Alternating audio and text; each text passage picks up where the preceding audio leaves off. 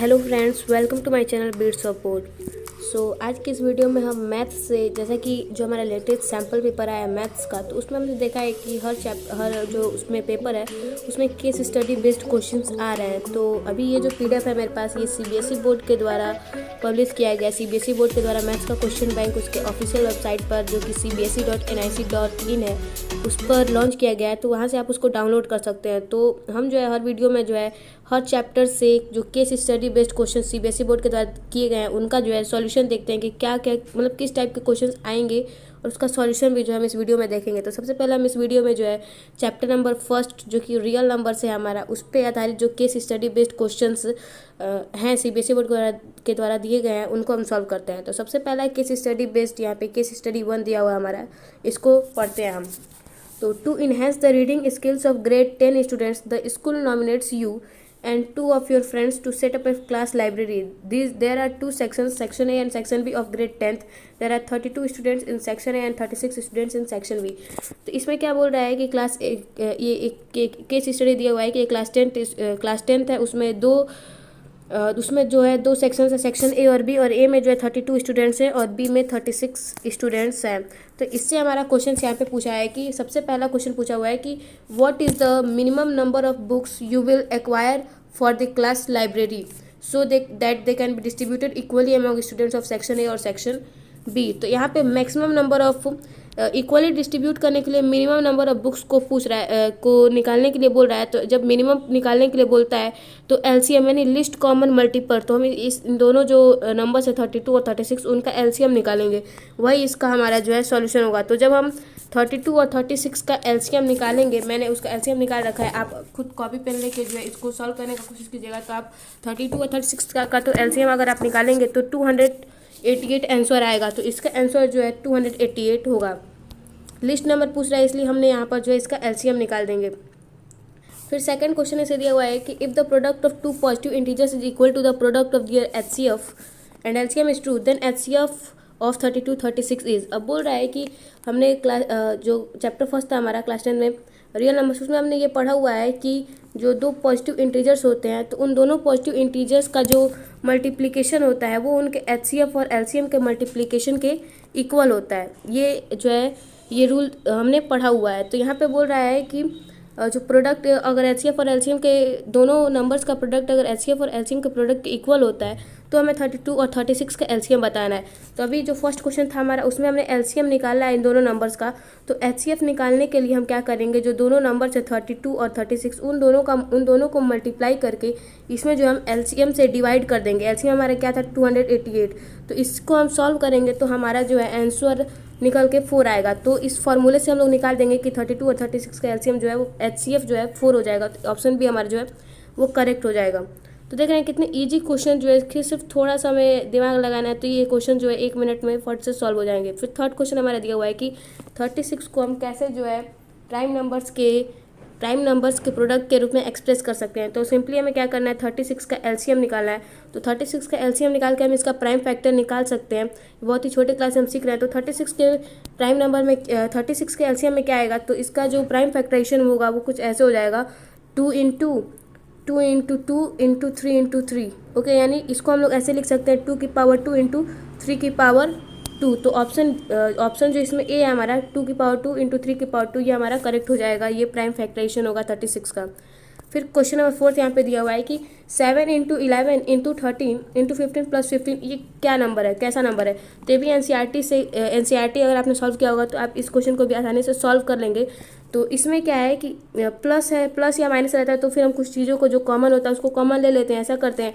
तो ये प्लस के इधर भी 15 मल्टीप्लाई में और प्लस के उधर भी, तो क्या हम किस में करेंगे, 15 को कॉमन ले लेंगे। और 15 को कॉमन ले लेंगे तो ब्रैकेट में हमारा क्या बच जाएगा, 7 इंटू 11 इंटू 13 इंटू 1 प्लस 1 ऐसा कुछ आ जाएगा।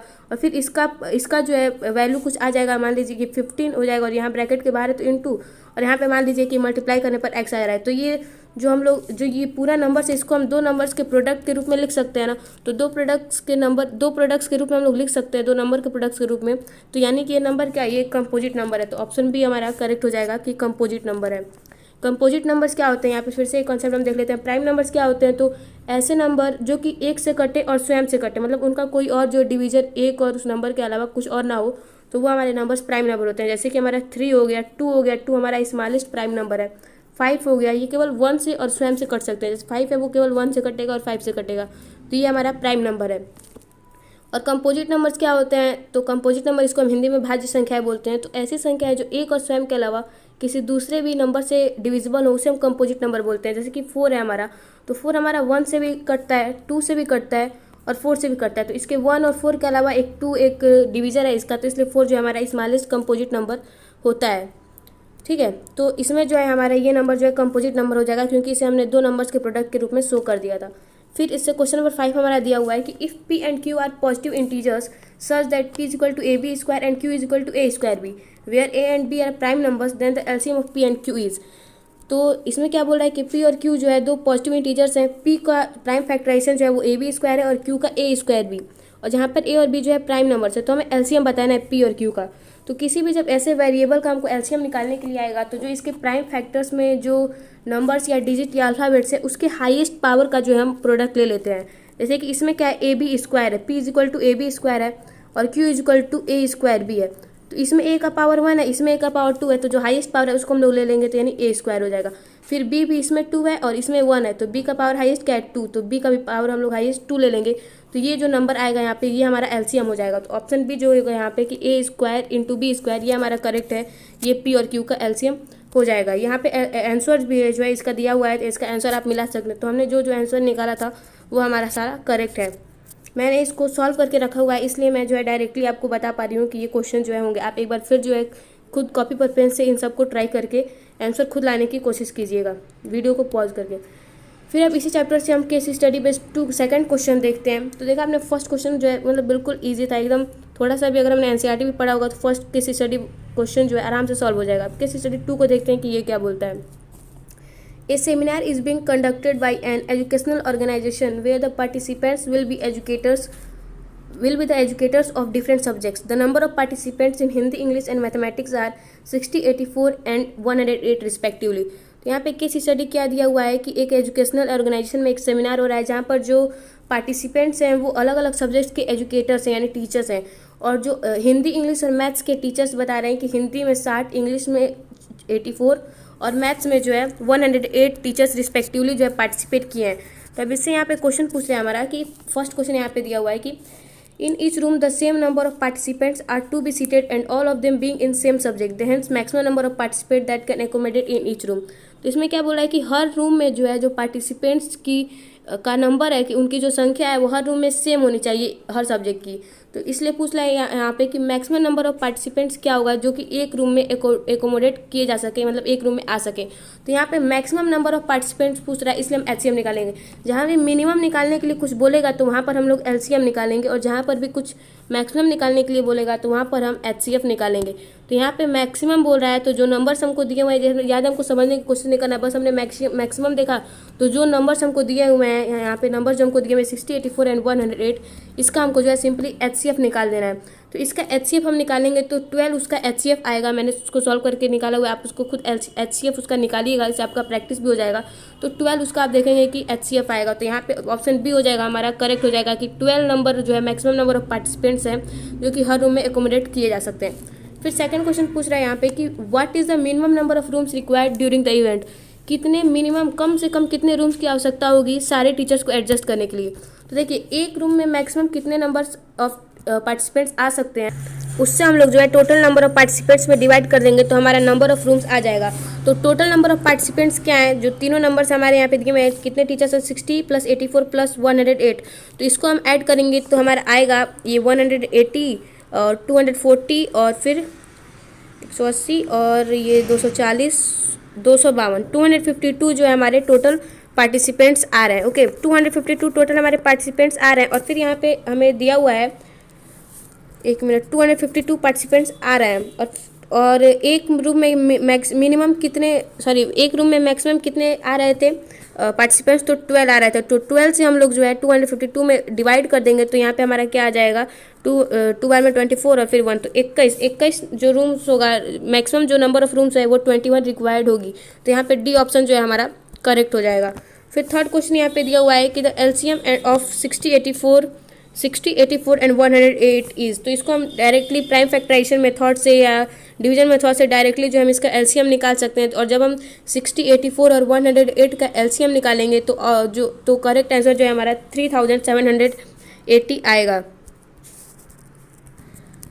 अब हम जो है फोर्थ क्वेश्चन को देखते हैं कि the product of HCF and LCM of 60, 84 and 108 is, तो यहाँ पर हमें एचसीएफ और एलसीएम का प्रोडक्ट निकालना है। तो देखिए अब कितने बच्चे क्या होंगे, इसको जल्दबाजी में पढ़ेंगे तो डायरेक्ट वो सोचेंगे, उनको फॉर्मूला क्या याद आएगा कि एचसीएफ इंटू एलसीएम जो होता है, एचसीएफ इंटू एलसीएम वो नंबर्स के प्रोडक्ट्स के बराबर होता है, ऐसा सब लोग सोचेंगे। तो वो क्या करेंगे, डायरेक्टली इन तीनों का मल्टीप्लाई करके और जो आंसर आएगा उसको टिक कर देंगे। वो भी आंसर इसमें दिया हुआ है लेकिन वो जो है रॉन्ग हो जाएगा, क्योंकि यहाँ पर हमने जो रूल पढ़ा था कि एचसीएफ इंटू एलसीएम बराबर नंबर ऑफ प्रोडक्ट्स, वो केवल 2 नंबर्स के लिए सेटिस्फाई करता था। मतलब अगर केवल 2 नंबर्स हैं तो उन दोनों नंबर्स का एचसीएम और उन दोनों नंबर का एलसीएम जो उन दोनों नंबर के मल्टीप्लाई के बराबर होगा। लेकिन यहाँ पर जो है हमारे पास 3 नंबर है, तो यहाँ पर वो फॉर्मूला जो है वो काम नहीं करेगा। तो यहाँ पर हमें क्या करना पड़ेगा, डायरेक्ट इसका एचसीएफ निकालना पड़ेगा और फिर उसका एलसीएम निकालना पड़ेगा और फिर उसका मल्टीप्लिकेशन करना पड़ेगा। तो यहाँ पे ऊपर हमने एचसीएफ और एलसीएम दोनों निकाला हुआ है। इसका एलसीएम हमारा 3780 आया था और एचसीएफ भी हमारा इसका क्या 12 आया था। तो उन दोनों का जब हम मल्टीप्लाई करेंगे तो हमारे पास जो है ये 45,360 आएगा। तो वही जो है डी ऑप्शन इसका करेक्ट आंसर हो जाएगा। फिर हम फिफ्थ क्वेश्चन देखते हैं, बहुत ही आसान है कि 108 can be expressed as a product of its prime as, 108 को हम इसके प्राइम्स के प्रोडक्ट के रूप में कैसे एक्सप्रेस कर सकते हैं। तो यहाँ पर भी हमें क्या करना है, 108 का एलसीएम निकालना है सिंपली। तो 108 का एलसीएम हम निकालेंगे तो उसके प्राइम फैक्टराइजेशन में जो है 2 की पावर 2 और 3 का पावर 3 आएगा। तो ऑप्शन डी जो है हमारा यहाँ पर करेक्ट हो जाएगा। आप इसका एलसीएम तो आप निकाल ही सकते हैं, जैसे कि मैं यहाँ पे निकाल के दिखा देती हूँ। 108 है हमारा, 108 है। यहाँ पर मुझे लिखने में दिक्कत हो रहा है, चलिए फिर भी ट्राई करते हैं। तो ये 54 बार में 108 कटेगा, फिर 2 से हम इसको कटाएंगे तो 27 आएगा। फिर 27 क्या होता है, 3 से 27 जो है वो 9 बार में कटेगा, फिर 3 से 9 3 बार में, फिर 3 से 1 बार में। तो यहाँ पर 3 जो है 3 बार आ रहा है और 2 बार आ रहा है। तो 2 स्क्वायर इंटू 3 का क्यूब जो है यही हमारा प्राइम फैक्टराइजेशन हो जाएगा 108 का। फिर से यहाँ पे आप इन पाँचों का जो आंसर यहाँ से मिला सकते हैं, इसका आंसर यहाँ पे दिया हुआ है। अब नेक्स्ट केस स्टडी देखते हैं। तो केस स्टडी थर्ड यहाँ पे दिया हुआ है, रियल नंबर्स, इसी चैप्टर से, इसको भी हम देख लेते हैं। तो इसमें क्या बोला है कि a mathematics exhibition is being conducted in your school and one of your friends is making a model of a factor tree. यहाँ पर एक फैक्टर ट्री जो है कि स्टूडेंट के द्वारा बनाया जा रहा है और he had some difficulty and ask for you help in completing a quiz for the audience. उसे क्या है, उसको सॉल्व करने में दिक्कत हो रहा है फैक्टर ट्री बनाने में। तो वो क्या करता है, उसमें कुछ जो है क्विज छोड़ देता है, जगह जगह बीच में छोड़ देता है। तो हमको क्या करना है, हमें इस फैक्टर ट्री को देखना है और इसका हमें जो है आंसर यहाँ पे बताना है। तो यहाँ पे देखिए क्या यह फैक्टर दिया हुआ है, यहाँ पे एक्स यहाँ पे हमारा ये अननोन है। उसके बाद ये 5 दिया हुआ है, 2783 दिया हुआ है। यहाँ पे वाई हमारा ब्लैंक है, ये हमें नहीं पता, यहाँ 253 है। और सबसे नीचे जो हमारी ये 11 दिया हुआ है, जेड हमें नहीं पता है। तो चलिए इसके क्वेश्चंस देखते हैं कि सबसे पहला क्वेश्चन हमारे यहाँ पे क्या दिया हुआ है। तो सबसे पहला क्वेश्चन हमारा दिया हुआ है कि what will be the value of x. तो सिंपली बहुत ही आसान है, अगर हम इन दोनों का मल्टीप्लाई कर देंगे तो यहाँ का वैल्यू हमें पता चल जाएगा। तो हम सिंपली 2783 में 5 से मल्टीप्लाई कर देंगे तो जो आंसर आ जाएगा हमारा वही एक्स का वैल्यू हो जाएगा। तो अगर हम इन दोनों का मल्टीप्लाई करते हैं तो हमारा जो है 13,915 आएगा। तो बी ऑप्शन जो है 13,950 इसका करेक्ट आंसर हो जाएगा। फिर सेकंड क्वेश्चन दिया हुआ है कि what will be the value of Y. अब वाई की वैल्यू हमसे पूछ रहा है कि वाई की वैल्यू क्या होगी। तो हमें क्या करना है, यहाँ पे 2783 और यहाँ पे 253 और यहाँ पे वाई, और वाई हमको पता करना है। तो जैसे यहाँ पर इन दोनों का मल्टीप्लाई करने से ये नंबर आ रहा था, वैसे ही यहाँ पर इन दोनों नंबर्स का मल्टीप्लाई करने से ये नंबर आएगा। तो हम क्या करेंगे कि हम लोग इन दोनों का मल्टीप्लाई करने से ये आ रहा है, तो हम क्या करेंगे, इस नंबर से जो है 2783 में डिवाइड कर देंगे तो हमारा वाई का वैल्यू निकल के आ जाएगा। और 253 से हम 2718 में मल्टीप्लाई करेंगे तो हमारा 11 आएगा। तो यहाँ पे y का वैल्यू क्या हो जाएगा, C 11 हो जाएगा। फिर हमसे पूछ रहा है कि what will be the value of Z, Z की वैल्यू क्या होगी। तो यहाँ पर भी इन दोनों का मल्टीप्लाई करने से ये वाला नंबर आएगा 253। तो हम क्या करेंगे 11 से 253 में डिवाइड कर देंगे तो हमारे पास जेड की वैल्यू निकल के आ जाएगी। तो 11 से हम 253 में डिवाइड करेंगे तो 2 2 जा 22 और 3 2 2 जा 22 और 3 3 जा 33। तो 23 जो है हमारा इसका करेक्ट आंसर होगा। तो यानी कि जो जेड का वैल्यू होगा हमारा वो 23 हो जाएगा। तो ऑप्शन बी इसमें हमारा करेक्ट होगा। फिर इससे फोर्थ क्वेश्चन दिया हुआ है कि according to fundamental theorem of arithmetic, fundamental theorem of arithmetic से जो है हम 13,915 को है क्या कह सकते हैं। तो फंडामेंटल थ्योरम ऑफ अर्थमेटिक क्या कहता है कि कोई भी नंबर जो है वो जो है कोई भी अगर नंबर है कंपोजिट नंबर है तो उसको जो है हम उसके प्राइम फैक्टर्स के रूप में एक्सप्रेस कर सकते हैं। तो यहाँ पे मतलब और ये भी कहता है कि अगर कोई कंपोजिट नंबर है तो वो 1 से कटेगा और स्वयं के अलावा भी 1 और स्वयं के अलावा भी उसके और भी जो है डिविजिबल जो है नंबर्स होंगे। तो यहाँ पे 13,950 हम क्या है हम देखते हैं कि 30,915 जो है यहाँ पर किन किन नंबर से कट रहा है। तो यहाँ पर हम देखते हैं कि 30,000 यहाँ पे x का वैल्यू हमारा वही है उतना ही आया था। तो ये यहाँ पर है, इसका मतलब वो इससे भी कट रहा है, इससे भी कट रहा है, इससे भी कट रहा है। तो हम क्या कह सकते हैं कि जो ये नंबर है हमारा 13,915 वो एक कंपोजिट नंबर है। तो ऑप्शन ए जो है हमारा करेक्ट हो जाएगा। फिर लास्ट क्वेश्चन नंबर 5 दिया हुआ है कि the prime factorisation of 13,915 is. तो इसका तो हम डायरेक्ट एक एलसीएम करके भी निकाल सकते हैं पर वो टाइम कंज्यूमिंग होगा। तो इसलिए हम क्या करेंगे जो यहाँ पे हमारा फैक्टर ट्री दिया हुआ है तो फैक्टर ट्री में इधर के साइड में ये जो नंबर्स होते हैं वही जो हमारे प्राइम फैक्टर्स होते हैं नंबर के। तो यहाँ पे एक्स का वैल्यू हमने क्या निकाला था, एक्स का वैल्यू हमारा जो दिया हुआ है वो तो वो नंबर्स है उसी का हमको प्राइम फैक्टर बताना है। तो ये 5 इंटू वाई का वैल्यू इंटू 11 इंटू यहाँ पर जो जेड है यही जो है हमारा प्राइम फैक्टराइजेशन जो है हो जाएगा एक्स का यानी 13,950 का। तो 13,915 का जो हमारा प्राइम फैक्टराइजेशन होगा वो 5 तो दिया हुआ है, 5 और 11 हमने एक जगह निकाला भी था और 13 भी हमने निकाला है। तो 5 इंटू 11 का स्क्वायर इंटू 13 का स्क्वायर जो है 13 का स्क्वायर नहीं 23 हमारा आया था ना वहाँ पे। तो 23 जो है 5 इंटू 11 का स्क्वायर इंटू 23 जो है हमारा इसका करेक्ट आंसर हो जाएगा। तो ऑप्शन सी जो है हमारा 5 इंटू 11 का स्क्वायर इंटू 23 ये प्राइम फैक्टराइजेशन हो जाएगा 13,950 का। तो यहाँ पर हमने जो है इसका यहाँ पर आंसर्स भी दिया हुआ है, इसको आप मिला सकते हैं। यहाँ पे फर्स्ट चैप्टर रियल नंबर से यही 3 केस स्टडी बेस्ड क्वेश्चन जो है सीबीएसई बोर्ड के द्वारा जारी किए गए हैं जिनको हमने तीनों को जो है सॉल्व कर लिया है। अब आई होप की वीडियो आपके लिए हेल्पफुल होगा और हम नेक्स्ट वीडियो में जो है जो सेकंड चैप्टर है हमारा पॉलिनोमियल्स उसके केस स्टडी बेस्ड क्वेश्चंस को देखेंगे। So thanks for watching the video. Bye bye, take care, stay safe, keep learning and keep watching my channel bits of word. Thank you.